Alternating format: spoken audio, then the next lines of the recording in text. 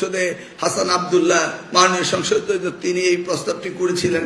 এটার উপর তো আমার হোমওয়ার্ক আগে থেকে আছে, আমিও রেডি ছিলাম উইথড্র করব।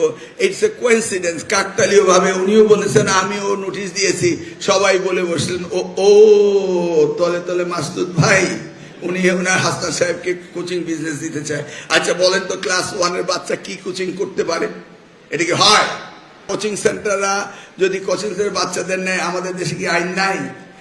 বিদেশের সব জায়গায় স্কুল কলেজ করতে যদি আইন লাগে, কোচিং সেন্টার বানাবেন, সেটাও তো রেজিস্ট্রেশন লাগবে। আওতায় কোচিং সেন্টার আইনের আওতায় আনবো। আর কোচিং সেন্টার যদি ছাত্র না পায়, কোচিং সেন্টার করবে কেন?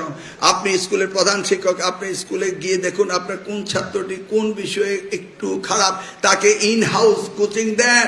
বাপ মায়ের থেকে ওখানে দুটি পয়সা বেশি করে নিয়ে আপনি অনারিয়াম দেন আপনার শিক্ষকদের, ওখানে যদি আপনি কোচিং দেন, তাহলে তো কোচিং সেন্টারে যাবে না।